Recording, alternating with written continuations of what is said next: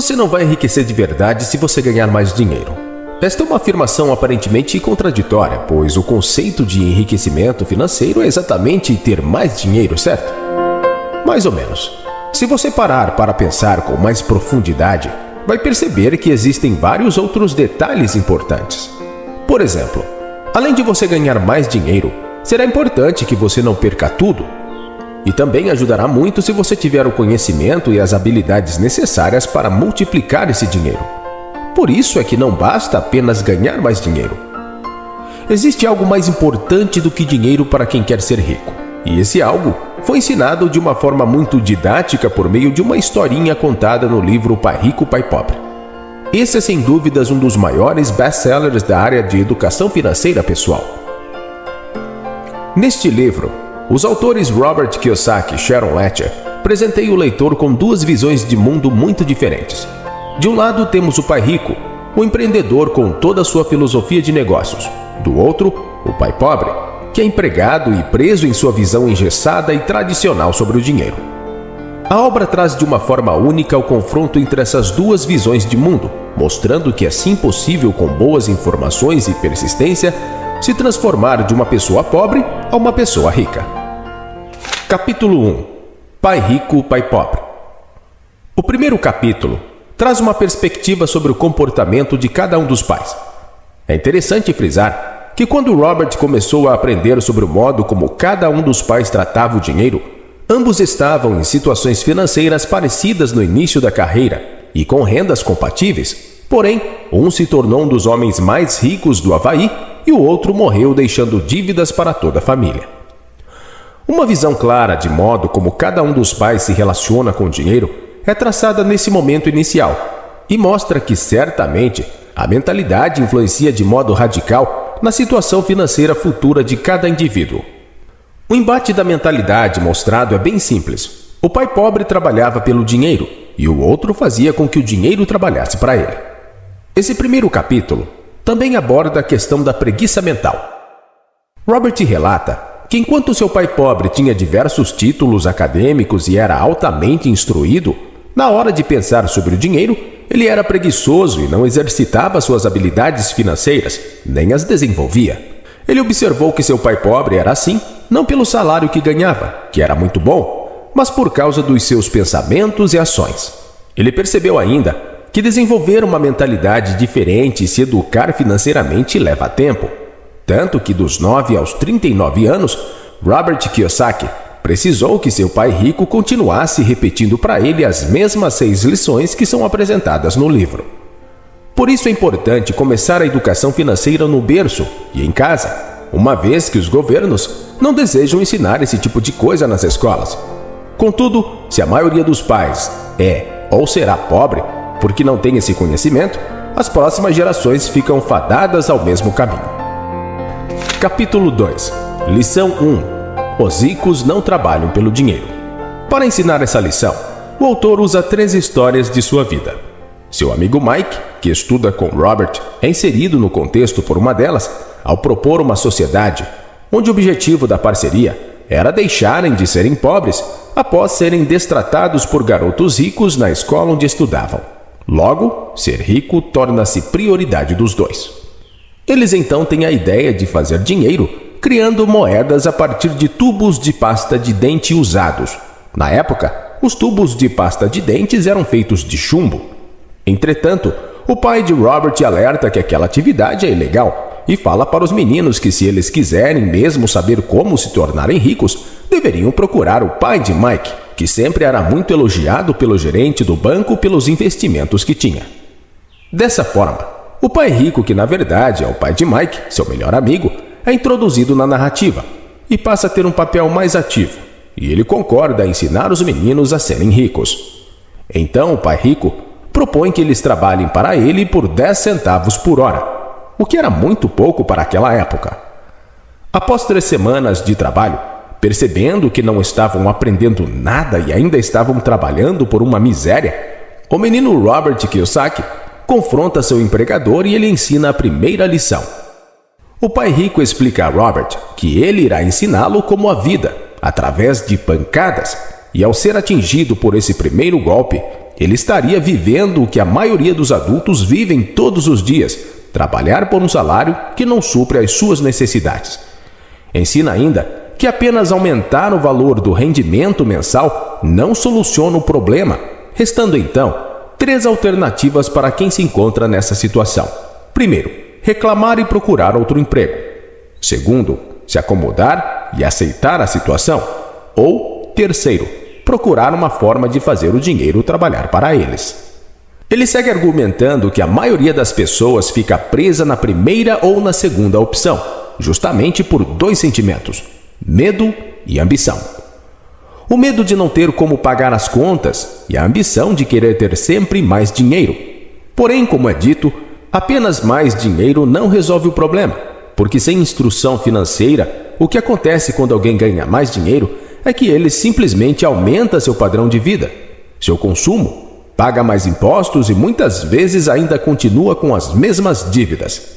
Isso porque o padrão mental para trabalhar apenas para pagar as contas prossegue deixando-o preso eternamente na corrida dos ratos. Certamente um rato com mais conforto e mais coisas, mas ainda assim um rato.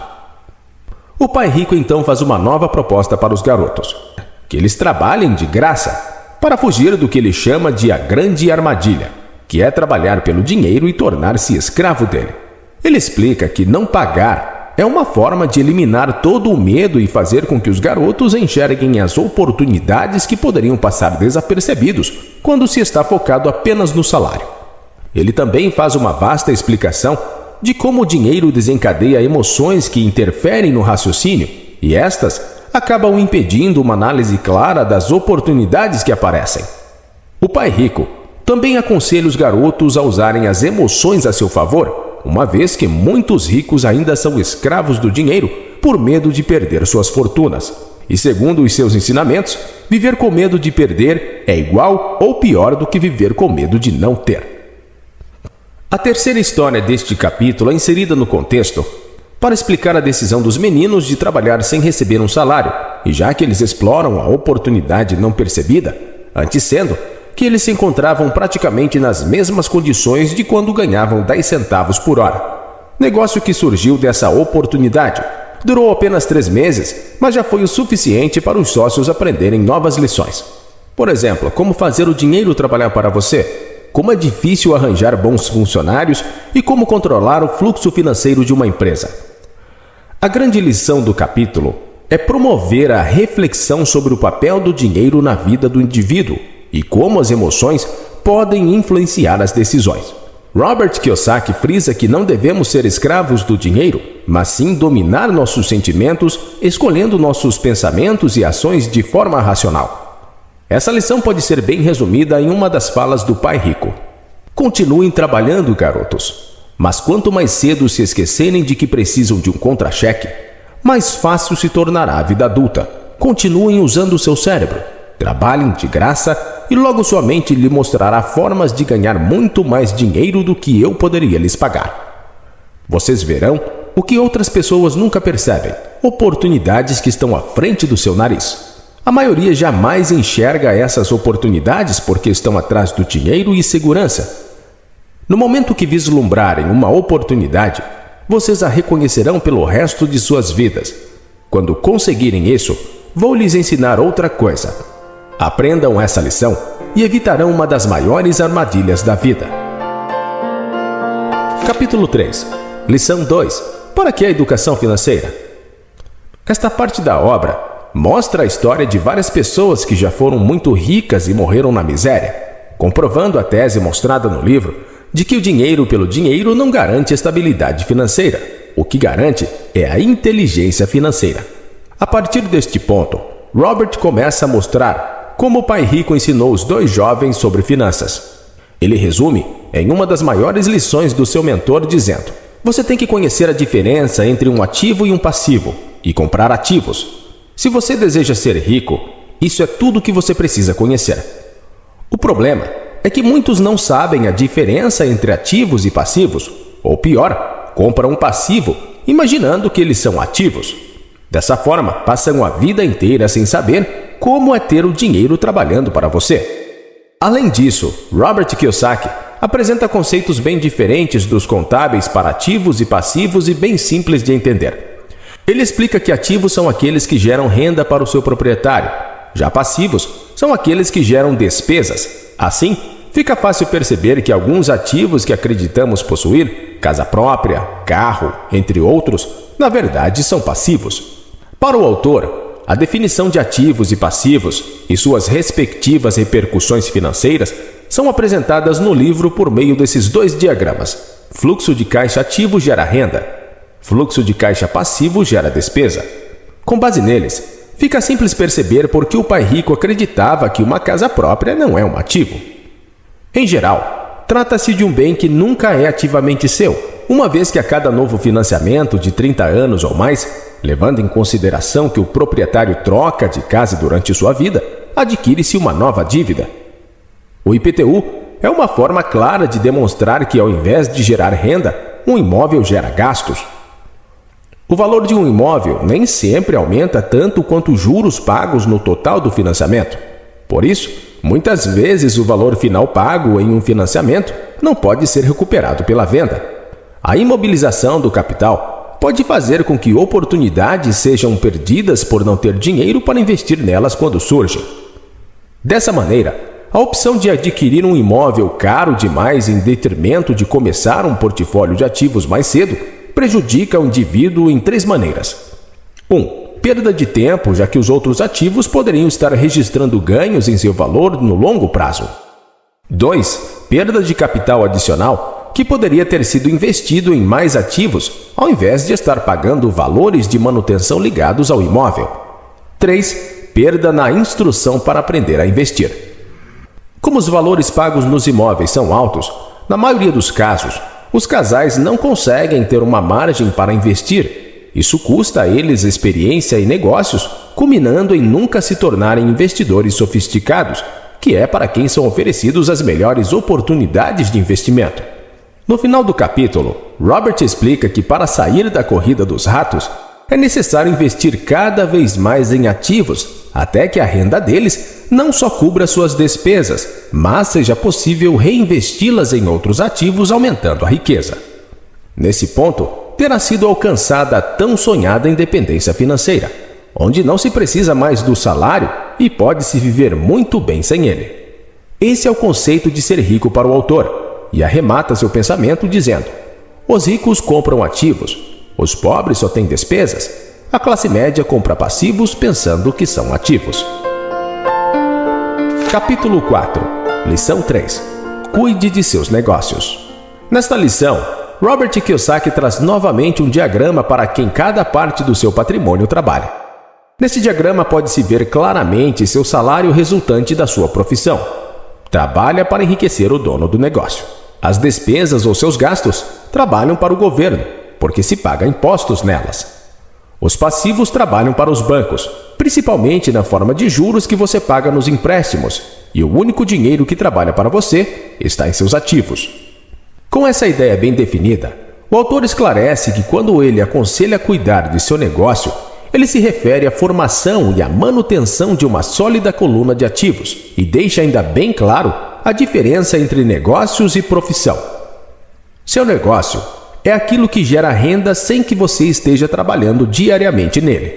Sua profissão é seu emprego, onde você vende suas horas em troca de um salário.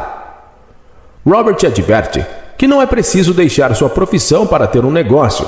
O mais importante é diminuir seus passivos e despesas, de modo a proporcionar a compra de seus ativos e o início de seu negócio. Ele ressalta que é de suma importância desenvolver negócios com o que se gosta, atividades que tragam prazer e satisfação. Em seguida, o autor mostra uma lista de ativos que ele sugere que sejam adquiridos, divididos em categorias. São eles: 1.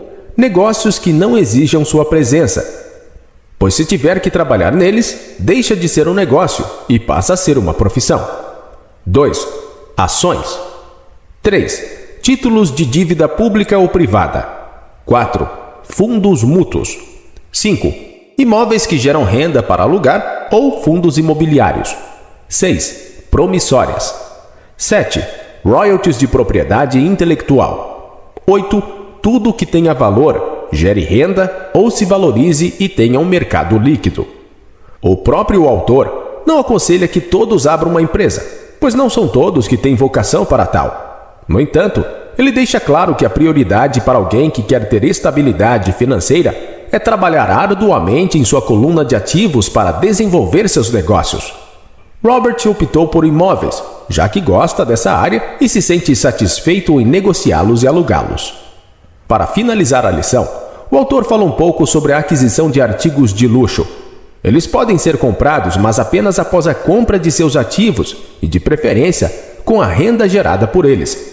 Se for o caso, a sensação será de satisfação pessoal por ter aplicado o seu dinheiro corretamente, de forma que ele trabalhou para você e te presenteou com um carro novo, uma bolsa de grife ou algum outro item do seu interesse. Entretanto, ao comprar um item de luxo sem investir antes em seus ativos, o prazer inicial se transforma em ressentimento, pois ao invés de alegria, te trará uma dívida e mais um passivo inútil gerador de despesa. Capítulo 5. Lição 4. A história dos impostos e o poder da sociedade anônima. Neste capítulo, Robert conta um pouco da história dos impostos e como eles oneram os trabalhadores, e também explica como os ricos conseguiram driblar a máxima de tire dos ricos e distribua para os pobres, pregada pela lógica dos impostos. É nesse ponto que se inserem as sociedades anônimas e o modo como elas protegem o capital nela investido. Além de reduzir o montante dos impostos pagos por uma lógica muito simples, que podem ser resumidas em ricos com sociedades anônimas. Primeiro, ganham. Segundo, gastam. Terceiro, pagam impostos. Pessoas que trabalham para empresas. Primeiro, ganham. Segundo, pagam impostos. Terceiro, gastam. Como é possível ver, as sociedades anônimas primeiro ganham, depois gastam e por último pagam os impostos. Já as pessoas ganham, pagam impostos e só depois gastam. Isso porque o imposto de renda é descontado na fonte antes dos impostos, e isso faz uma enorme diferença.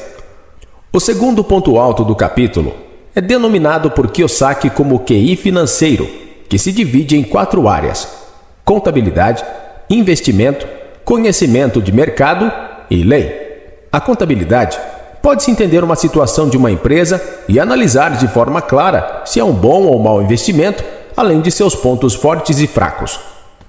Investimento, por outro lado, é para o autor a ciência do dinheiro que faz mais dinheiro e mexe diretamente com a criatividade e estratégia de cada um. Conhecimento de mercado representa a necessidade de conhecer os aspectos técnicos do mercado e os fundamentos de investimento. A lei mostra a importância de conhecer a legislação e se beneficiar dela através de vantagens tributárias, proteção dos ativos em processos judiciais. Capítulo 6. Lição 5. Os ricos inventam dinheiro. Ao longo do capítulo, o autor frisa várias vezes que a decisão de se educar financeiramente, desenvolver o QI financeiro e assumir riscos controlados é de cada um. Contudo, ele destaca que o principal motivo para fazer é ter mais opções, visto que atualmente a riqueza reside principalmente nas informações e na forma como elas são usadas, e para saber o melhor modo de usá-las, nada como uma sólida base de conhecimentos financeiros. O autor conta ainda várias histórias da vida para inspirar os leitores. Ele mostra o caso de uma mulher que, ao jogar Cash Flow, jogo criado por Robert, que é explicado na introdução do livro, se revolta por não se identificar inicialmente nas situações do jogo e achar que está perdendo tempo, pois foi para a palestra para aprender a investir. Robert Kiyosaki traz uma lição fundamental com essa história, já que muitas vezes é difícil identificarmos que estamos vivendo uma determinada situação até que se reflita sobre ela. O autor também cita que normalmente as pessoas reclamam do jogo por não saberem aproveitar as oportunidades que lhes são dadas. O jogo oferece inúmeras chances de sair da corrida dos ratos para alguns jogadores, mas eles não as reconhecem. Em alguns casos, a chance é única, como na vida real. Assim como no jogo, saber conhecer e aproveitar oportunidades da vida são habilidades que podem ser desenvolvidas e aprimoradas através da alfabetização financeira. Eis aqui mais um motivo para investir nesta área. Ele deixa bem claro que, independentemente do que aconteça, o que realmente importa são quantas soluções financeiras diferentes se podem achar para cada situação encontrada, e esta também é uma concepção de inteligência financeira defendida por Robert. Em seguida, são contadas duas histórias de como, com pouco ou nenhum dinheiro, ele conseguiu multiplicar e inventar dinheiro, que é o título do capítulo. Na verdade, inventar dinheiro significa investir pouco ou nada e multiplicar esses valores de modo quase infinito, uma vez que o aporte inicial foi de zero ou próximo a isso. Em um dos relatos, ele conta que comprou uma casa por $5.000 de entrada e pagou as prestações do financiamento com o aluguel. Um tempo depois, ele vendeu a casa por $95.000 e comprou um prédio simples de 15 apartamentos. Após isso, ele vendeu esse prédio e comprou um com 30 apartamentos. E assim, de $5.000 inicialmente investidos, seu último prédio valia mais de $1 milhão. Isso ele fez em um espaço de tempo de 5 anos, aproveitando uma crise local. Robert deixa claro que os exemplos citados servem apenas como inspiração. O que ele deseja é mostrar que existem oportunidades de se aprender, como aproveitá-las e até como fazer isso sem capital, ou com capital muito baixo, já que grandes oportunidades não são vistas simplesmente com os olhos, mas com a mente treinada e com conhecimento.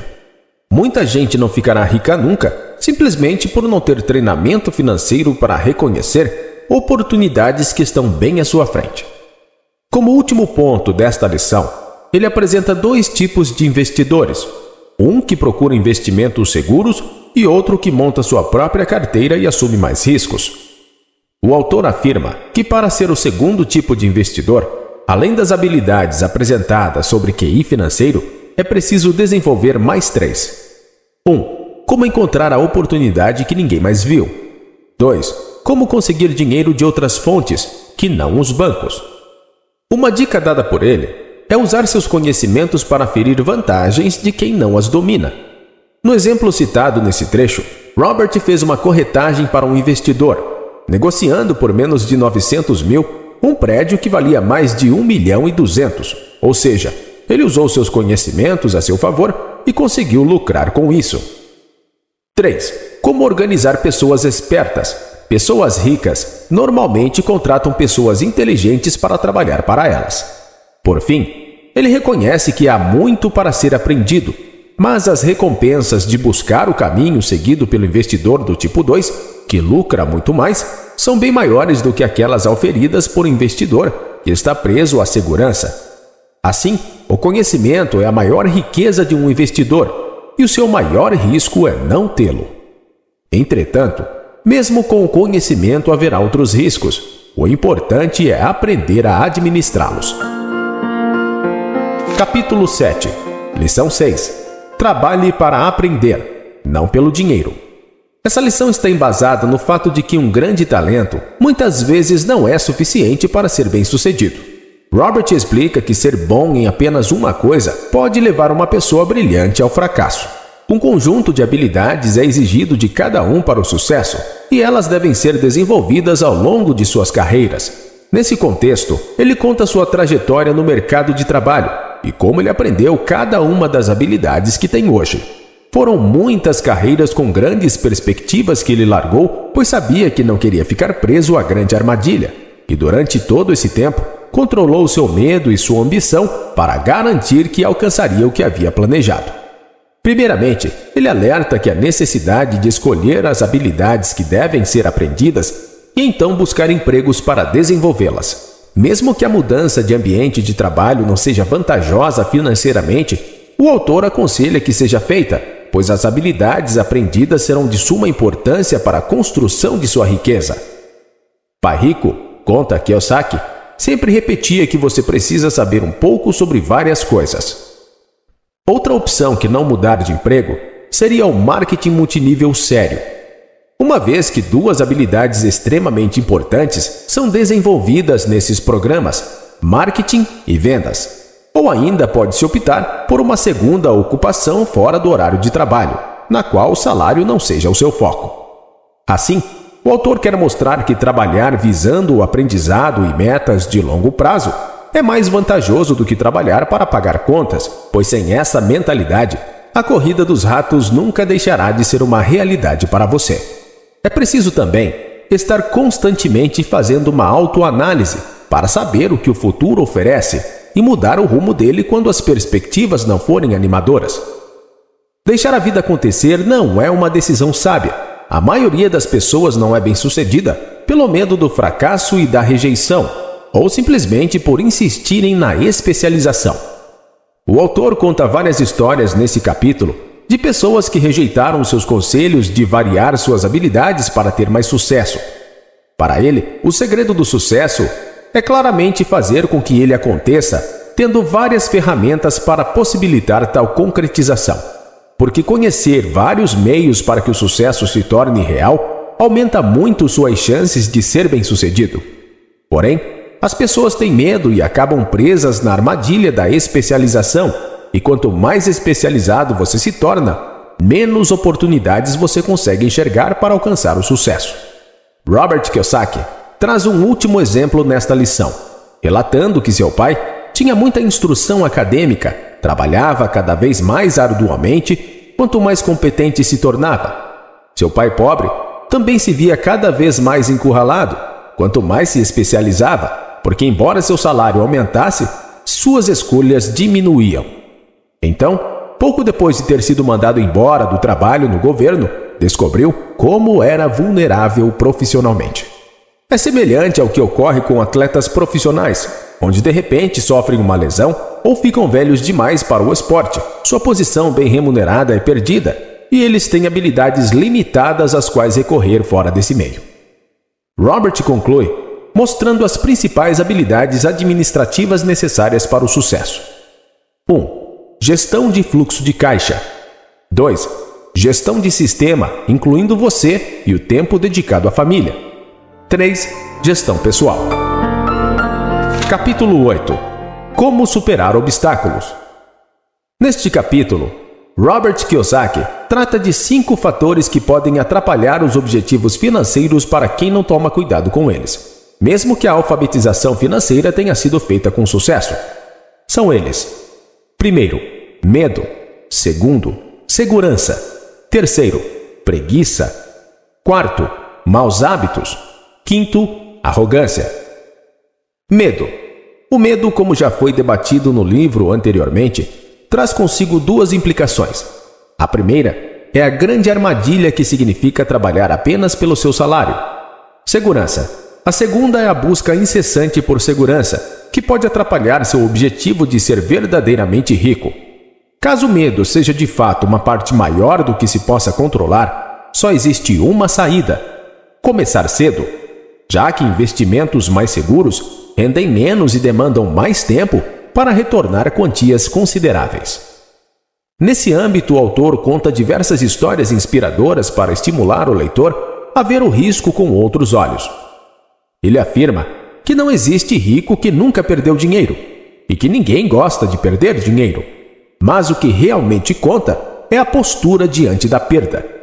Quem transforma a perda de motivação para ganhar é um vencedor, já quem transforma em razão para desistir é um fracassado. Ao abordar o ceticismo, que é a segunda razão pela qual muitos não alcançam a riqueza, o autor conceituou o mesmo com uma soma de medo e dúvida que paralisam o investidor e o impedem de analisar oportunidades. Chega até dar